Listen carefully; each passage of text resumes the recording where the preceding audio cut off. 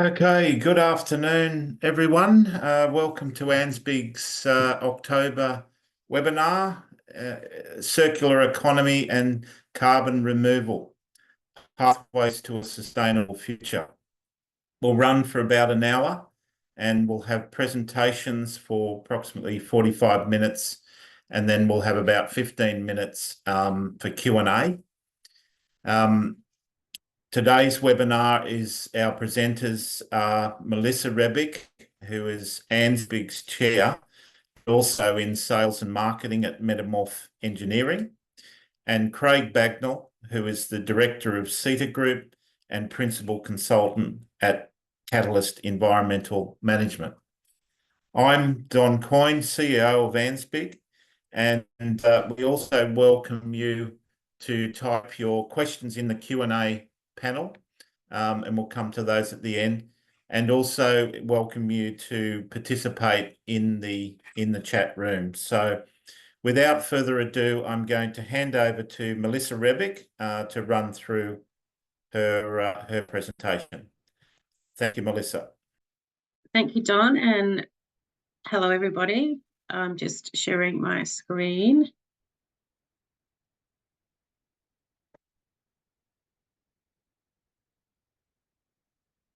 Just bear with me for one moment.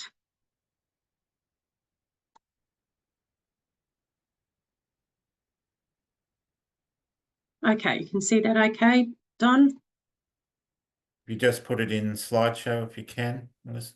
Yes, I've done that. I thought we're seeing it as a presentation. Oh, okay. All right, so I'll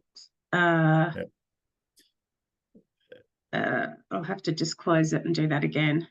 Apologies. Okay. How do I do that? New share.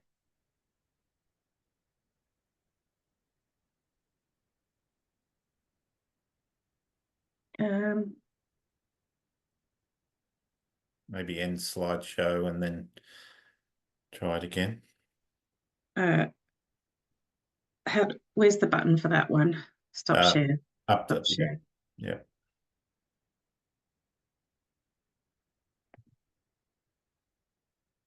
Okay, trying again. Yeah. Yep, that's it. That's the right one, is it? Okay, great. Yeah, great. Well, thank you for having me on. So this is a really important webinar to talk to you about the potential for ANZBIG as a multi-billion-dollar industry and why you want to be involved and what it does for the planet in terms of removing carbon, increasing revenue, increasing agricultural gross value of production, and decarbonising industry.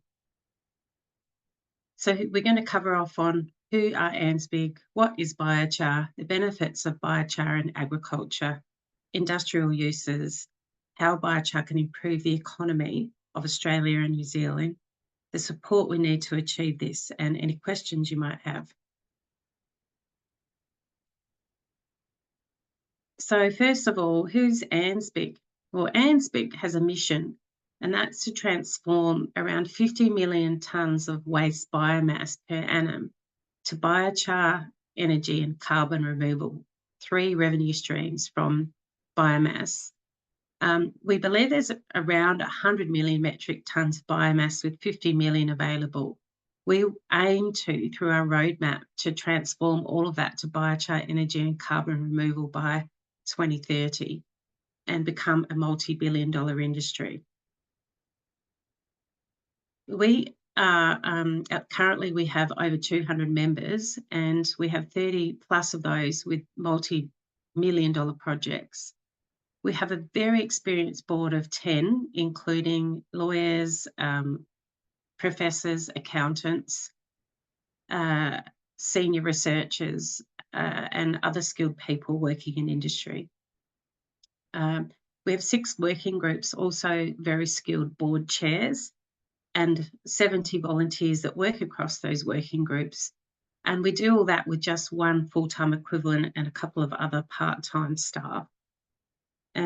We've developed and launched a biochar industry roadmap, and that is what outlines how we're going to achieve getting to achieve the roadmap goals, which are you can find on our website, and we'll talk about those shortly.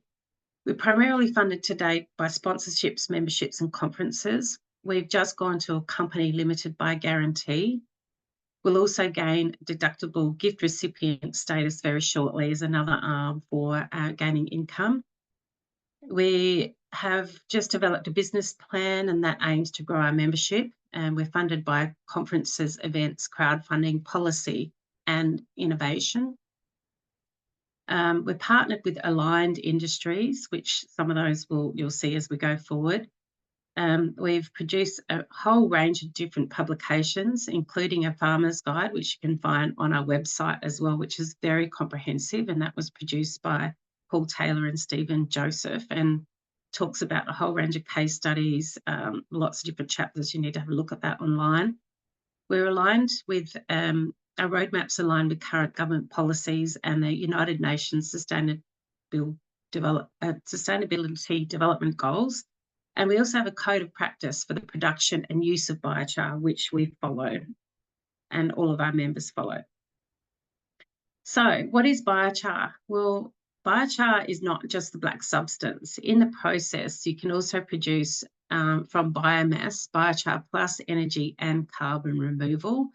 The energy component Craig's going to go into shortly, and he'll discuss how that energy can be converted to syngas, electricity, renewable diesel, aviation fuel, industrial heat, hydrogen, and more. The biochar in itself, in the absence of oxygen in pyrolysis, makes the biochar special. It gives it a surface area, and the higher the temperature, the higher the surface area, carbon content, and porosity, and also the charge, which we call electron mediating. That charge allows, has a high cation and anion exchange capacity, and allows the uptake of nutrients and minerals better to plants and minerals. There's a whole other range of uses for this high charge biochar for the industrial industry as well. And when it is applied to the soil, it lasts in the soil for centuries to millennia. There's many benefits of biochar for use in agriculture, but part of the mandate for biochar is to recycle carbon. 50% of carbon in the soil has been released to the atmosphere. And as we continue to remove biomass from soils or elsewhere, that biomass either rots or is burnt, and then it emits carbon to the atmosphere. The part of ethos, if you like, is to recycle that carbon back into the soil where it belongs.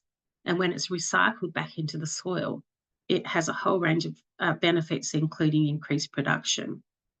So there's a paper from a study done by more than 2 decades of global biochar research that showed that the meta-analysis showed that it increases yields in the soil by 10 to 42%. It increases the phosphorus availability by a factor of 4.6. It can reduce non-greenhouse gas emissions from the soil by 12 to 50% and reduce nitrous oxide emissions by 50%, which means you get better fertilizer efficiency as well. And its properties and its interaction with the soil will also increase soil water holding capacity. We'll get into some case studies shortly. Some further benefits in agriculture, we say climate change mitigation by carbon sequestration in the soil. I'll talk shortly about the negative priming effect. It enhances soil properties, including aeration and structure, by breaking down compacted soils and aerating and enhancing root growth. And you can see highly magnetized biochar over to the right there, and how its porosity can break up soil structure, but also be inhabited by micronutrients and microbes to also improve soil health and fertility. It, as we said, already talked about increasing water holding capacity, but it will also improve biological health by improving structure and providing a microbial powerhouse for the soil that will be inhabited by these nutrients and minerals, and then be then available to feed off the plants. It also regulates the pH in the soil. to help neutralize the soil pH. It's quite acidic in nature, but it can be treated for alkaline soils as well. Sorry, it's quite alkaline in nature, my apologies. So it's good for acidic soils, but for alkaline soils, it can be treated to regulate the soil pH. It can act as an alternative to fertilizer, lime and gypsum in the soil. It can improve seed germination and it can coat seed. It's actually thought of as an alternative to other seed inoculants. It can increase productivity. We've gone over that by the Yi et al. Paper, but it can also be fed to animals, and there's many papers on how it can improve milk production, animal production, conception rates, and more. It can also help be a pollutant retention or remediator by absorbing harmful chemicals, and it can reduce fertilizer costs and inputs because it improves fertilizer efficiency and reduces nitrous oxide emissions. Going on, this paper by Yi et al., but there was another paper by Bay et al., summarised together over 55 studies that looked at crop yields. And in general, the papers summarised that across a whole range of different trials, that on average biochar alone gave an increase of 16% in yield, compared with fertiliser that gives an increase in yield alone of 24%. But when biochar and fertiliser are combined together, it boosted the yield to an average of 43%. And there's more detail on that in the Farmer's Guide. Biochar should be applied with other fertilisers or composts, and the Farmer's Guide does go into how best to apply biochar pending the application. Here's another case study with biochar and potatoes. The graph on the left shows that how biochar increased yield, and on the right how it increased the size of potatoes. So not only did it increase the yield, but also the number of tubers and the size of those. So that one showed for every tonne of biochar, there was an $8,000 benefit and a net benefit of $53,000 per annum. And here's another really great one, which was actually in a golf turf in the US in a dry region. And they used pelletized biochar at 2% of the soil weight. And the trial demonstrated a 30 to 65% reduction in water use over a short period of time. And it actually saved the cost of water by $200,000. And it was a net unit user benefit of $22 per tonne of biochar, and a total of $2 million in increase in benefits. Craig's going to go into some industrial uses for biochar, so I'll hand over to Craig now to go over those. So I'll just... Thanks, Mel. Craig. Yep. Don, can you just turn on the video if you want, or leave it off? It's easy. You should be able to turn it on. You can't turn it on, Craig? It wouldn't let me. Okay. Stop. That's okay, mate. People could do without seeing my head. That's all good. Hello, everybody. And Mel, if you can just maybe go next slide, and we'll I'll work through them. Okay, so yeah, some good examples of soil and non-soil applications for biochar. So we really want to highlight the potential for it being used commercially. So this is existing companies doing it. So this year, the National Biochar Awards were won in a couple of categories by some fantastic applications. This one here is on the East Coast, Vital Chemicals in partnership with B&K Revegetation and Landscaping. And they use it in hydromulching or spray grass, hydroseeding. And it's basically that green binder that you see put on large disturbed areas, such as on mining or in roadside cuttings when they're building freeways, or on landfills, subdivisions, things like that. So it's an erosion sediment control management system, and it's basically to stabilize it until it can get away with grass cover, which is one of the critical factors in erosion control. So a really large potential use, and it's displacing what used to be a fossil-based binder in there. So we've got a regenerative and drawdown at the same time by using biochar. Next slide, please. So an example of an industrial use for biochar is in steel is probably, this is actually biocarbons we're calling these, because you're actually getting a displacement of fossil carbon, but it's currently the largest demand for carbon in Australia, much larger than what we can get with, sorry, just got a little message pop up. There we go. Yeah, so this has been trials done by BlueScope's and a number of other utilities around the world are looking at this as well. It's not just here in Australia, but BlueScope's done a great study down there at Port Kembla at the Steelworks, and they were looking at replacing it in a number of applications, but particularly as a PCI, pulverized coal injection system replacement. And the tonnages, they're looking for at least 100,000, but at its max can be over 400,000 tonnes per annum just for that alone. And there are other applications, as you can see there in the table. Now, in this case, it's displacing fossil carbon, but there's no drawdown because it ends up back in the sky. So by our definition of biochar being long-term durable storage, we're calling these biocarbons, but it's coming out of the same machine. Next slide, please. This one's a really exciting one, won the national awards this year, road stabilisation and construction materials. So Highway Group partnered with their research collaborators at Carbon C12, Carbon 12 over in WA, and Highway Group based on the East Coast of New Zealand. They're the largest in situ road recycling company in the world outside of the US, and they've grown out of New Zealand, which is an exciting story for Australia and New Zealand. These guys are actually commercially building roads with this, and they've got a number of demonstrations down. They've done some great trials up in the Pilbara on unsealed roads as well as surface pavements. And it's probably the largest long-term durable sink of biochar that's available at the moment for industrial uses. This are our industrial chars. So obviously we can use all different types of chars in different applications. And in this case, you're seeing really, really high quality roads where you're getting strength and performance as well as, and it's economic as well. They're actually being able to do it at equal to or cheaper than normal roads and faster. Next slide, please. In other areas, this is a real frontier area, which is fantastic. Audi and BMW have partnered in Germany with a company called Made of Air, which is very exciting, making bioplastics. They mix biochar with resins, and they're looking to decarbonize their supply chains there. So it's really good for Scope 3. In a number of countries, including here in Australia, but in Finland, you've seen the first of these, and that's batteries, where Lignode was the first of that to emerge, where they're using paper pulp mill waste and making it into a carbon to go into anodes. And that's been also taken up by a New Zealand-based company called Carbonscape in partnership with Stora Enso from Finland.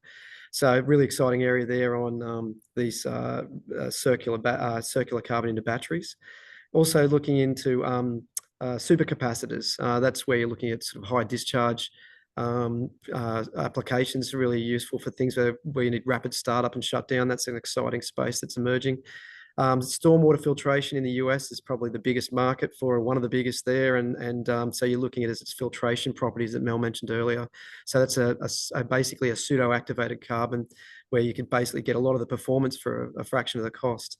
Then you've also got concretes, and they're emerging particularly in Europe and the US, but also one of the board members of the International Biochar Initiative, Professor Han Wei from the National University of Singapore, has been doing a lot of work with 3D printed concrete as well. So, and then also carbon black substitute into inks is another one as well. So some great applications there. Next slide, please. Some more examples there of concretes, antibiotics, filtration media, applications in wastewater, including in anaerobic digestion, so biomethane generation. When we put the sponge characteristics of biochar, it's a home for microbes. You'll see that you get biomethane generation being increased. There's been some great studies by the International Energy Agency looking at biochar or pyrogenic carbon into those kind of media to increase that anywhere from 10 to 25%, but there are studies showing potential of it being even higher. So yeah, some great work there. Next slide, please. I think that's there's a couple more here. Sorry, Craig. You.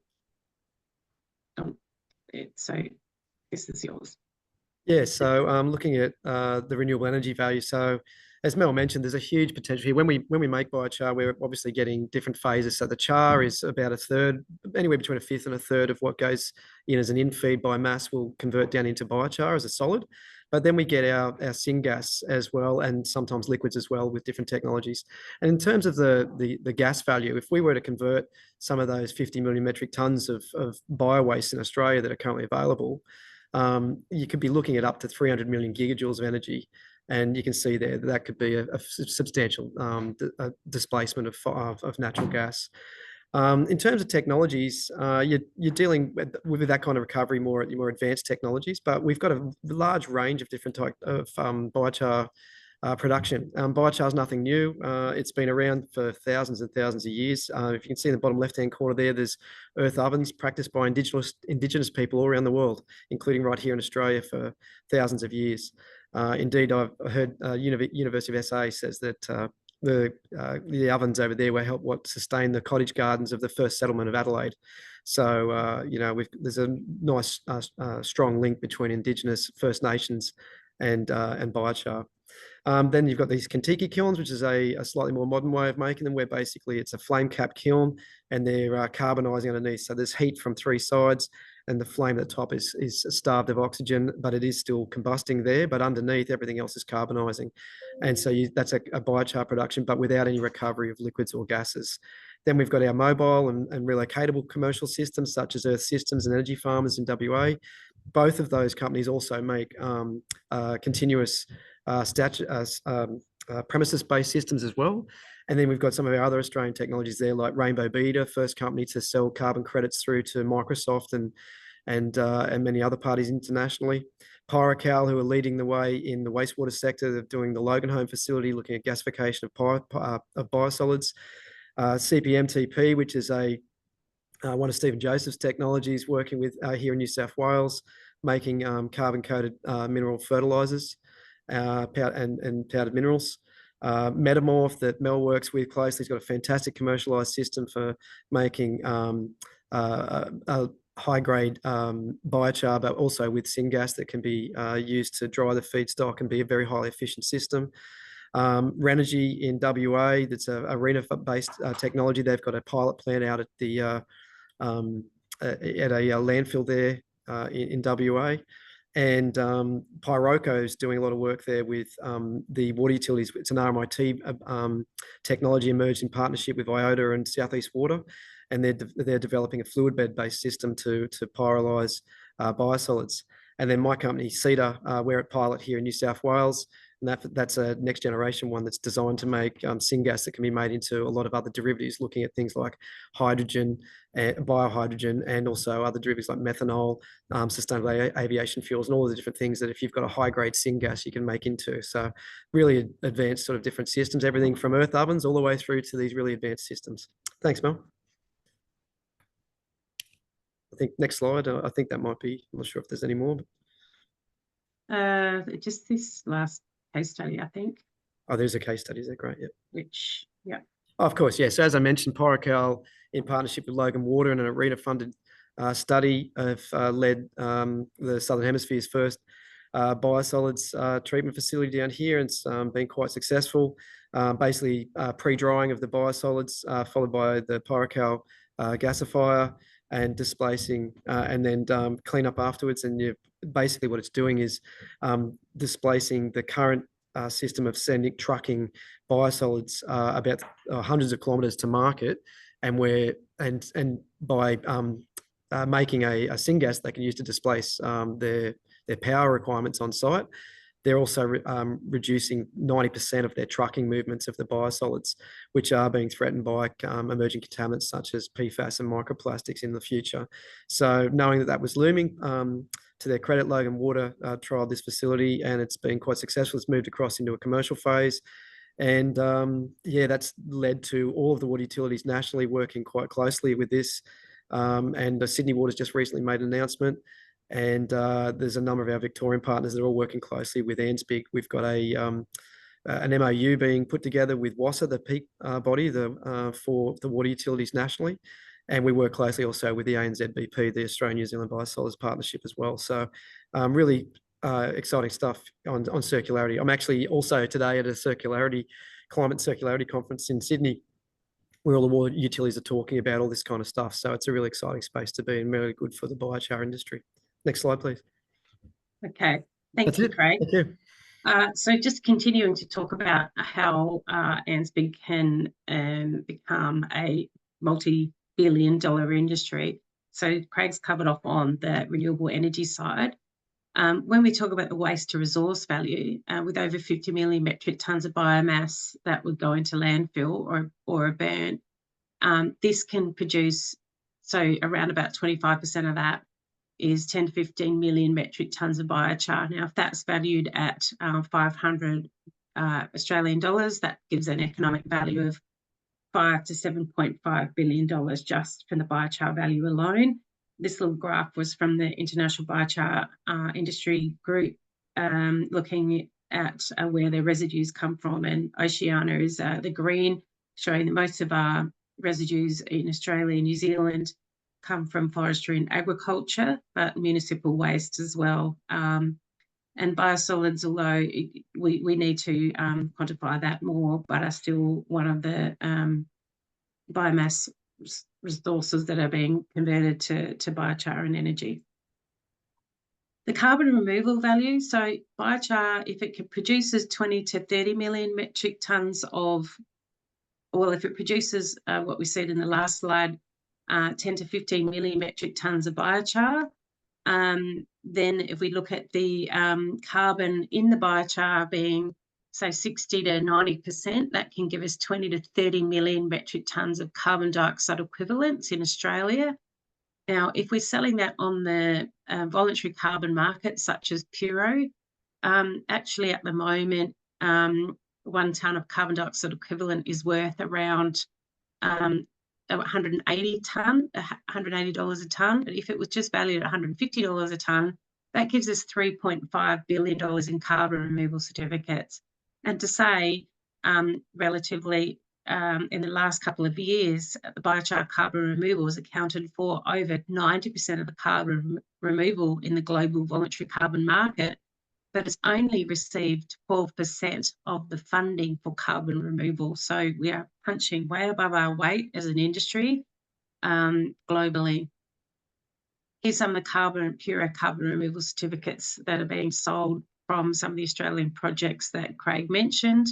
Echo 2, which is rainbows, valued at €248. Last I downloaded it, PyroCal €150, and Jeffreys €155. Now, if we look at the agricultural production value, if you just go back to that paper, so firstly, the Australian government aims to get to 100 billion in farm gate output by 2030. My understanding of that is that we need to grow our GVP by 2% per year on less water to get there. If we look at the paper by Yi and Bay et al., it suggested that crop and pasture yields can, if you combine biochar and fertiliser together, increase by up to 40%. So if we just said by combining biochar on 10% of the land by just in increasing agricultural production by just 3%, that can give us 2 billion in increase in economic value for agriculture.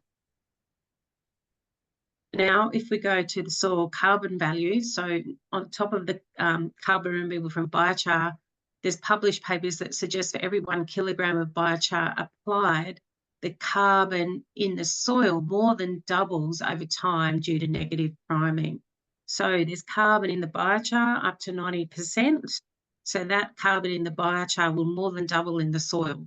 Now, if we look at applying that to biochar at 200 kilos per hectare to just 10% of agricultural land, that gives us $90+ million in carbon removal payback through the ACCU scheme.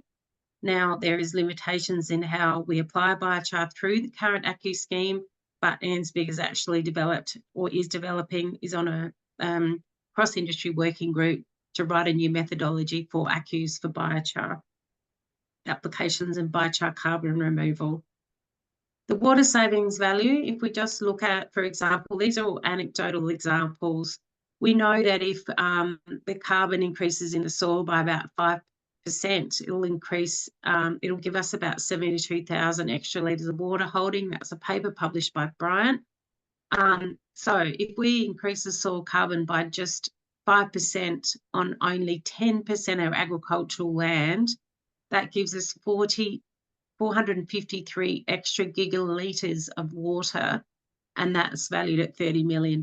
So that's just an anecdotal example of how, and conservative example of how biochar can increase, improve water use efficiency, and what that's valued at.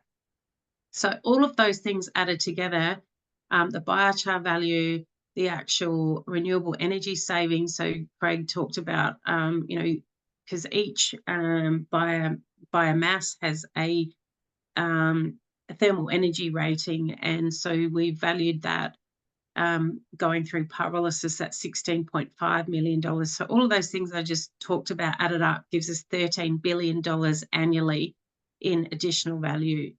And we're aiming to achieve this by 2030. We're on track to get there. If we look at how much the biochar industry has grown globally in the last 2 years, it's increased by more than 200% just in the last 2 years alone. To achieve these targets by 2030, we need to implement our roadmap, which is estimated to deliver that. We need $20 million per year. But we're saying that ANZBIG can facilitate its implementation. We're not saying we're going to do it all, because industry, researchers, other farmers applying biochar, etc., will help with this. But ANZBIG can facilitate its implementation to achieve our goals with $3 million per year. And we aim to raise 10% of this through a crowdfund, but also through extra fundraising will occur through our membership sponsorships, conferences and the like. Don will talk shortly about how we aim to raise that money through our crowdfund campaign. So we're just going to now talk about other support that's needed. So we do need policy implementation for biochar production and use, and there's a whole range of policies that Craig will just touch on shortly that ANZBIG can align with, but also generate new policies to support the implementation of our roadmap to achieve the aims we want to achieve for Australia and globally. We also need further grants for biochar demonstrations, and we need to work in with drought hubs and others. We need support for education and communication. We also need supportive regulatory pathways for production and use of biochar. And we need support for testing of emerging innovation in both production and use of biochar. And we need funding support for just ANZBIG, the industry in itself, to grow and to implement our roadmap. So Craig, just conscious of time, but if you want to just touch on, we've got a bit of time, some of these policies that we align with would be wonderful.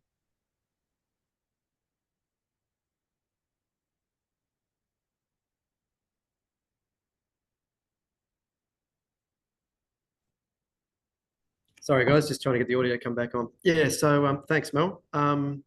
So we've just updated the roadmap. For anyone who hasn't seen it, this is version 2 of the roadmap, literally just launched. And we've just included now this alignment with multiple policy objectives. Obviously, carbon being right across the food and energy and water nexus has so many co-benefits that Mel's outlined. And as a result, there's a large overlap between different types of policies that and goals that the governments are seeking to achieve both at federal and state levels. So we've included this here on our federal levels, but they align very much with state as well. And the obvious ones being climate change and net zero, such as the net zero plan and the targets for 43% emissions reduction by 2030, but also critically providing that removal phase that's not really provided by other technologies, one of the critical benefits for us.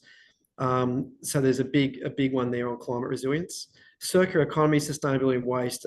They're looking to try and halve the organic waste going to landfill by 2030. Our sector is working closely, and it has a MOU with AORA, the peak body for the organics recycling industry, including composting. And their studies have shown they can handle about 70% of the waste that might need to be diverted, but the rest of the diversion is not something they can handle. Our industry stands ready to be able to assist with that and also deal with the overs that they struggle to process as well, which is a large percentage of what can come in. It can be anywhere from 10 to 15% or more of what comes into a compost, and then the char itself can be used to streamline it. So a lot of overlap with circular economy. Agriculture, you know, Mel's been through that one, but that's a big one. So Australia is looking to have $100 billion in farm gate output increase by 2030. And as you heard from all those yields, it's a really big play for us to assist with that achievement. So the National Soil Strategy for remediation, there's been a lot of work done on this front, where we obviously can look at starting to reverse land degradation, which is also the third pillar of circular economy. Regenerating nature and rehabilitation is a real key feature of our industry that we can add to that. Next slide, please, Mel. There's only 2 of these, and I'll stop there. But,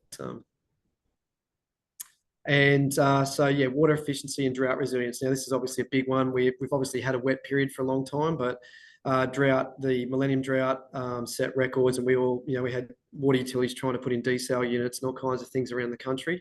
And with the water holding capacity of biochar and its sponge-like nature and the way its surface chemistry works and its pores, its ability to hold, you know, anywhere from 3 to 7 times its weight in water is a real feature. And if you can increase water, I think Mel went through it earlier, if you can increase soil carbon percentages very small, you can get very large increases in your water holding capacity of your farm.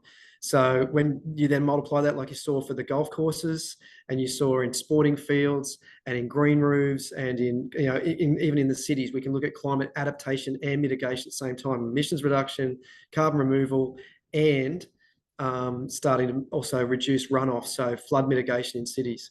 Energy storage fuels, batteries, as I went through earlier, biofuels, very big overlaps with all of that. And in jobs for the bush. So the Future Made in Australia programs are one of the biggest fronts that the government's looking at.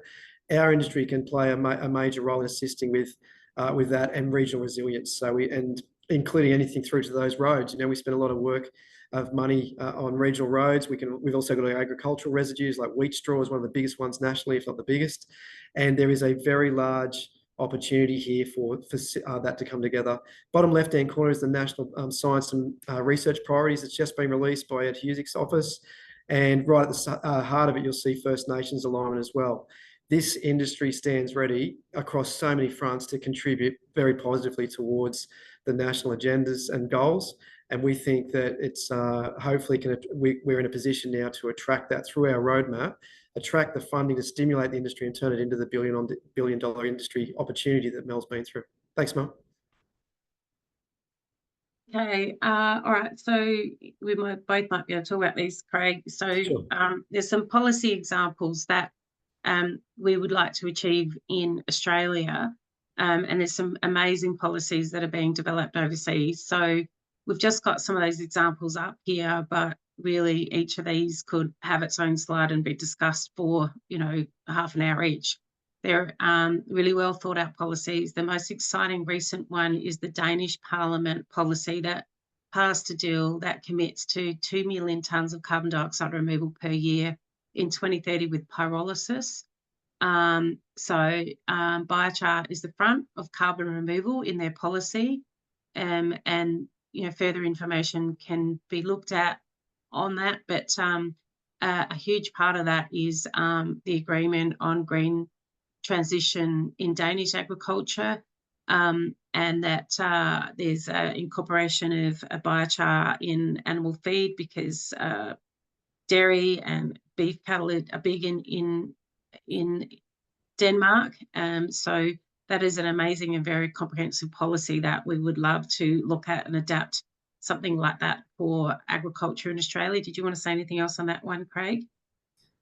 I might just dovetail off the back too to say that Denmark is one of a number of, there's been at least 3, if not more, EPAs in Europe have now approved the biosolids sludges going back into the food system. So yeah, it's a real opportunity here for circular economy and phosphorus. There's a fantastic talk I just went to this morning talking about the critical need for food security, for phosphorus to be circulated and where we concentrate it most in society is out through our wastewater plants. So being able to deal with those emerging contaminants like PFAS, microplastics, pharmaceuticals, and all the other organics, and get that phosphorus safely back into soils is a really key thing. So that's a really important one to come out of Europe as well. Yeah, as well as the Swiss government roadmap for carbon dioxide removal. where I understand that a certain amount of biochar has to be used in all road construction in Switzerland. But there's other elements of biochar use within that policy as well. Then there's a big Californian biochar model, Craig, that you were suggesting that is now being adopted. And that is because there's so many wildfires in California, lots of trees that are burnt. So that part of that policy is turning the burnt trees from wildfires into biochar and subsidising the use of biochar in agriculture.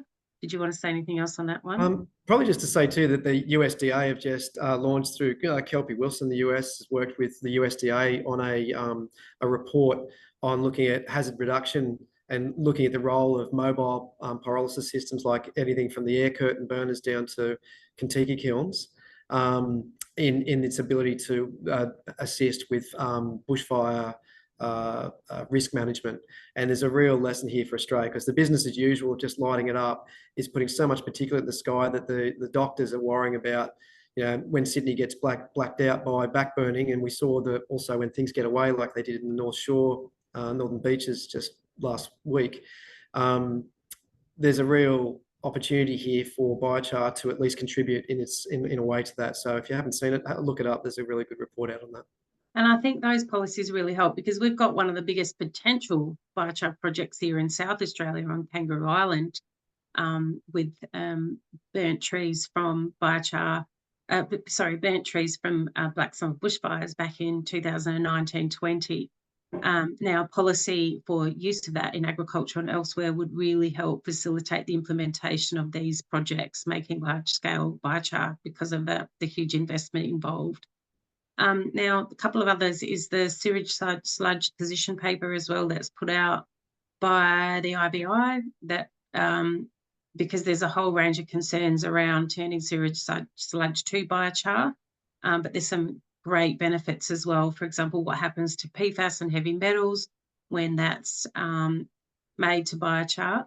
The PFAS is actually dealt with, but also when the biochar is applied to the soil, a biochar has some PFAS absorbing abilities. There's a lot more that's covered off in that position paper. Did you want to talk about that anymore, Craig? You're probably closer to it. Probably covered it before, but yeah, just to draw people's attention to it, because I think, yeah, the more that the word gets out on this, and certainly, as I mentioned, so the other, maybe to mention an Australian one, the WASA, the peak body for the water utilities, has put up a program called Help Us Help You. It's a paper up to Tanya Plibersek's office and this Circular Economy Ministerial Advisory Group, which has got a feature in there of over a dozen pages just on biosolids-derived biochar and how it's synergistic and how it can contribute back into and get that phosphorus back safely into our soil systems in a positive way that's got all the co-benefits for climate and sustainability.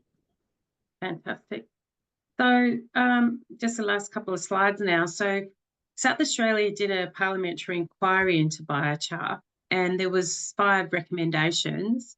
Now, the first 4 we've pretty much covered off on within ANZBIG, being, and you can read those yourselves, but the last one we were talking about policies that the state government, there was a recommendation, South Australian government consider a review of the waste management hierarchy and the potential for biochar and other waste to resource opportunities in its review of the South Australia's waste strategy. We're very much supporting that and want to advise on how that can be incorporated. We'd love to see some more incentives for those that have biomass waste streams, incentivise them to make biochar. And also, as Craig mentioned off on all of those other policies, having policy for biochar use also will assist with us to achieve the roadmap and also the carbon removal that we can achieve for Australia and New Zealand. Anything else on that one, Craig? Probably just to say too, the ANZBIG put in a submission recently there's the industry sector plans under the net zero strategy. And one of those was transport and infrastructure, was agricultural ones. One of the things we're sort of pushing for is that demand pool approach, where procurement by state and federal government agencies for climate and sustainable materials such as circular carbon through biochar can add so much value. So if we can get procurement policies in particular to be enabled, and some of our other regulatory barriers that we're working on, including decoupling and seeing it as a circular and regenerative approach to waste from energy, not linear like combustion, where everything just ends up CO2 in the sky and single-use electricity. This is a much more circular approach, particularly when biochars in soil. Fantastic. So well, thank you, Craig, for coming in and supporting this webinar. I'm just handing it over to Don now to finish off on a crowdsource campaign and then filter the questions. Thanks, Mark. Yep. Thank you, Melissa. Yeah, so as you mentioned, ANZSPIC is actively seeking longer-term funding sources such as grants and impact investment. But to get our foundations in place, we are at the midway point now of our Kickstarter crowdsource fund campaign for the roadmap implementation for 24-25 financial period. And this will end at go till the end of November. And these funds will be used for the funding of the sequel to our Farmer's Guide, which is a farmer's manual, a step-by-step instructions on how to produce, use and apply biochar. And if you thought the guide was helpful, the manual will be even more practical and beneficial for farmers and other practitioners. So there's the crowdfund there. There's a link there.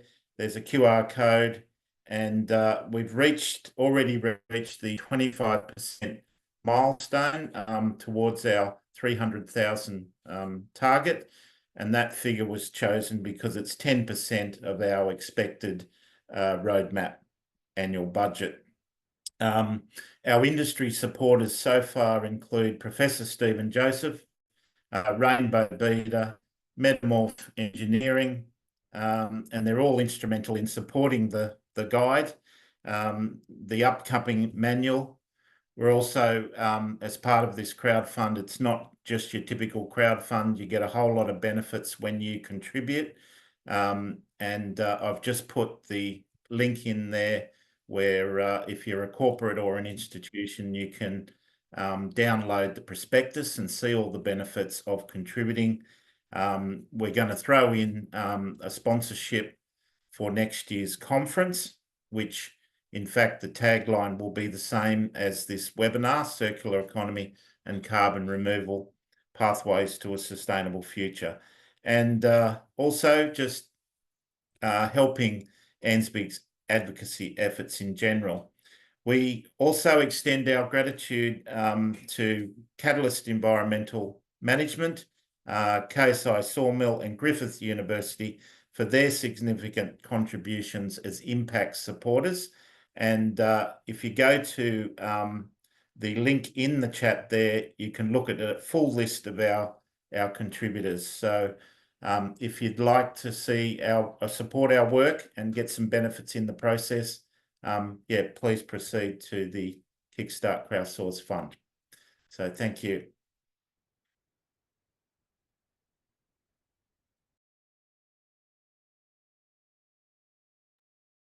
Back over to you, Melissa, or to finish. Oh, okay, that's okay. Yeah, no, I thought we were you were going to filter some of these questions, but I'm just reading. Okay, yeah, we can go straight into the questions now. So we've got some questions. We've got some people in the audience that have put their hand up, so I will allow them to talk. Oh, beg your pardon. Do you want to just talk to the? Yeah, so you did mention the sponsors, so I've just popped them up for everybody to understand those sponsors. That's okay. And then the last slide was just a thank you slide. Yeah, so as Craig mentioned, we've just released the 2.0 of the roadmap. It includes an update of all our supporters and sponsors from the roadmap rollout, all our state forums. So they're all now included in the roadmap, and of course those two policy alignment pages as well, led by Craig. So we've got a couple of questions. We've got someone in the audience that's put their hand up, so we might come to you shortly, and we'll allow you to talk and ask the question live. But firstly, to I guess both of you, Martin Bonner, associate member. We know bamboo biochar has benefits in the soil? Could this be because of the silica in the bamboo? I can have a go at that first off, Craig, and then Yeah. you can have a go if you like. I'm not sure of the silica content in bamboo biochar, but I know that we look to bamboo as a biochar because it's the fastest growing plant on earth, and it photosynthesizes with great speed, which means it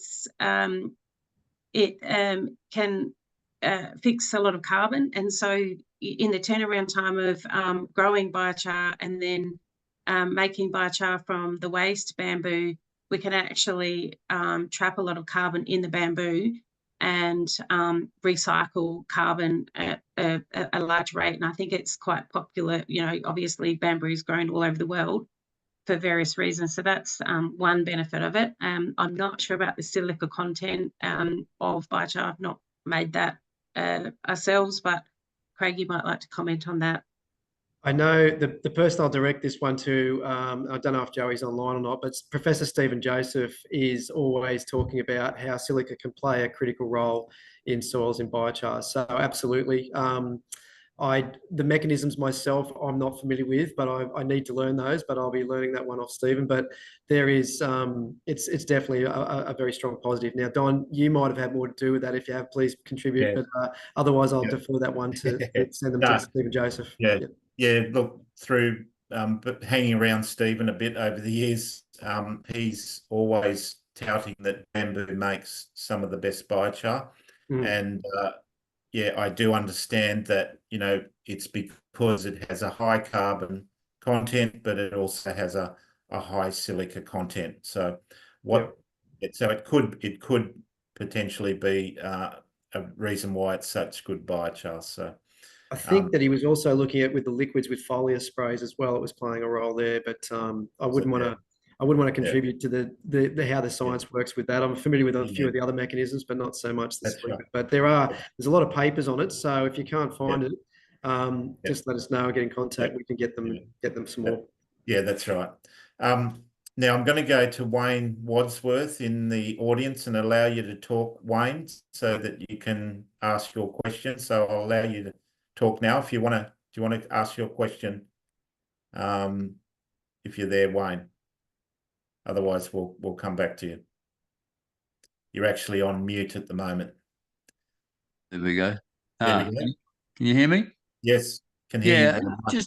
Just in relationship to the whole pyrolysis thing, is that has ANZSPIG looked at inorganic materials such as tyres and plastics in the pyrolysis system? Because there's a huge amount of obviously inorganic material that's not made into biochar, obviously, but potentially made into very valuable byproducts such as tyres. We worked on a tyre pyrolysis thing in Lismore quite some years ago. It never got off the track, but it was pretty much a no-brainer. It was a payback of about 1 year and a hell of a lot of energy. And tyres was about 5 litres of oil and about 2 kilograms of high-grade steel. So, wondering if there's any thought on that within the biochar organisation. Yeah, Wayne, there's actually, well, it's obviously, as you said, it's outside the remit of biochar, but as you said, same kind of technologies, making it into things. And right here in New South Wales, you'll be happy to know that even though it's a little bit further out west than Lismore, mate, but they did get a plant up at Warren, and one of our members, Gordon Hurst, is our co-chair of one of our working groups with standard certification, is working there with those guys, and it took a lot of time for them to get through with EPA approvals, but they're looking obviously at making a lot of materials. And it's full of carbon black, of course. So a number of places in Asia pyrolyze tyres into carbon black, and I do know that some of the guys that were working on making roads out of it with the carbon black displacement had used pyrolysis from tyres in the past, but it is actually even better with some of the other biochars from what I understand. But yeah, absolutely. Yeah, and sometimes referred to as synthetic char or syn char has been some of the terminology. So thank you, Wayne, from Greening the Desert. David Knight is asking, Craig, for your process, would bagasse from sugar milling be a suitable feedstock? Absolutely. And even better than that too, a lot of the sugar milling's using boilers and going through that, there's a lot of energy efficiency. So it's a drop in for that, as well as using the feedstock. So it's synergistic in a number of areas, and we're just at the point of taking trials for that. So yeah, happy to talk further on that. But yeah, definitely bagasse and sugarcane trash is all an opportunity, big opportunity. Okay, and Peter Sleep, many industries are using EPDs under the EPD international rules. Currently, these rules require biogenic carbon to be returned at end of life. This negates the sequestration benefits of biochar use. EPDs were not mentioned today. How are you reporting embodied carbon or GWP equivalents without EPDs, and are these third-party recognised? Who would like to? Embodied carbon. Craig, you're on mute. So they're environmental product disclosures, Mel. So they're coming in, and certainly probably the best way to jump to this is to let's bypass those. I totally agree. It's big in a number of the building construction sectors. Sort of been working on that closely. Green Building internationally, including some stuff here in Australia, has been doing a lot of good work on it. The financial disclosure reporting that's coming in for the ASX as of January 1 for financial disclosure is mandatory. And that's setting up standards and frameworks for that. So greenwashing is looking to be phased out by doing that. And then secondly, sustainability disclosure reporting is coming in as a voluntary system a little bit later, but it's on its way as well. Some great, you can have, there's a good website on KPMG that can fill people in on that stuff, but it's coming. So I think that's going to be a major driver in how people go towards net zero. But in terms of EPDs for technical specs and things like that, we've tried to set up a code of practice that defines what's suitable to go into soils, or even better into feed grade chars, separate them from industrial. But for all of the different industry applications where there is going to be specific specs and standards, there are existing standards that can apply, and EPDs that are in line with some of those specific applications. Say, for example, the types of things that might go into a concrete is going to be something that we could definitely utilise. I think it's something we need to work closer with, and some of the people I'm working with here at this sustainability conference are looking at that. So great opportunity. Totally endorse that opportunity. Okay. All right, and maybe one more. Hi, is there any advocacy work being done with the major hardware chains to stock biochar products? Yeah, I might just just sort of comment on the last question as well, and then this one. I think look, we can compare both industries. I think our industry is still highly valuable. I'm not sure how many substances can do as much as biochar can for agriculture as well as for industry, and it's a great use of recycling carbon in a way to exacerbate the carbon return to the soil, as well as producing renewable energy at the same time. Now, I went with biochar in hardware chains. I think really ANZBIG has a marketing working group that is supporting the marketing of ANZBIG in itself, and will eventually get to better marketing of biochar. But each of those individual biochar producers that are listed on the ANZBIG website, and all of our biochar producers are ANZBIG's having greater exposure of its members will have their own various ways of marketing their chars, and some are currently marketing to hardware chains to incorporate biochar into the home garden market. So yeah, it's not a. There is one in there already, Mel. Yes, there's one in there already, and I think there's some others coming. Yep. I think we want to see big uses of biochar across all of agriculture would be wonderful eventually. Getting to home garden market helps with that story, and it's an integrated approach to how biochar is marketed and used. A nice fertilizer industry is another huge one, and I think in my book, I think I don't see fertilizer being stopped anytime soon or reduced. It does have higher nitrous oxide emissions, but the combination of biochar and fertilizer together means we reduce nitrous oxide emissions by up to 50%, and also increase yield at the same time with combination. It's a no-brainer to me. and a better way to get large amounts of biochar across agriculture. And a nice segue to give us a plug into the roadmap again. So initiative 4 of the roadmap is for commercial scale demonstrations. And I mean, as Lucas Van Sweeten from New South Wales Department of Primary Industries always says, the science has been done. We've had now decades and decades of great research that Mel went through and summarised. It's now time to commercialise. So one of the things we need to do is to get these field trials that have been done at small scale up into broadacre. And the application rates now and the cost of biochar has changed a lot. So for anyone's listening that might have heard in the past, there was quite a bit of stigma about that not being economically viable.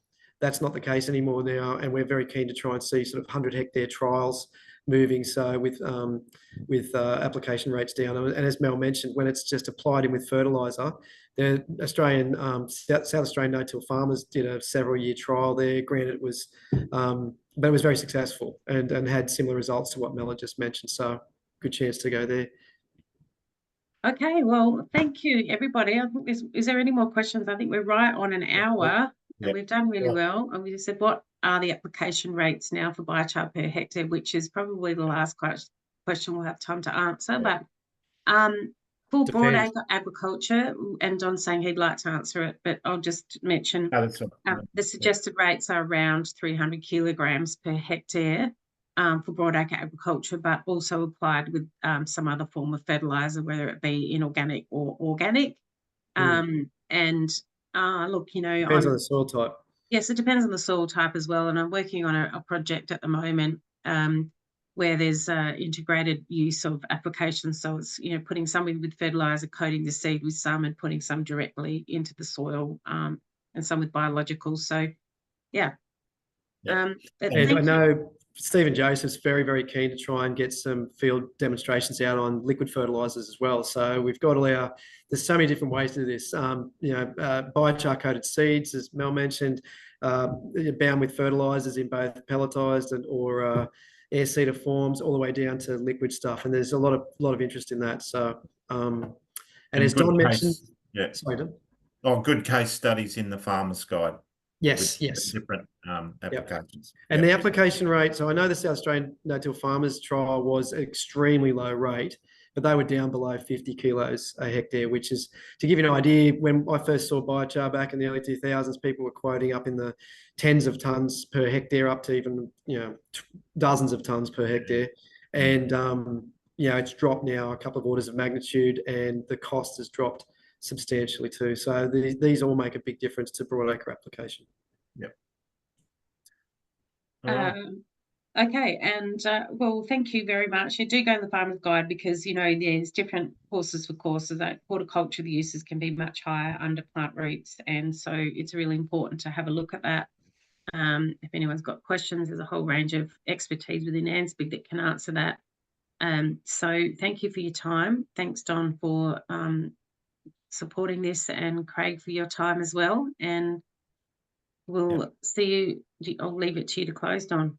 That's right. Yeah, just to say thank you everyone for attending today, and we'll announce our next webinar soon. And also the recording for this will be available as a private link to you very shortly, hopefully today, if not today, tomorrow. So thanks very much. Please proceed if you'd like to support the work to the Kickstarter crowdsource campaign, and help us scale up this very, very important industry and climate mitigation tool for Australia with benefit. Thanks, everyone.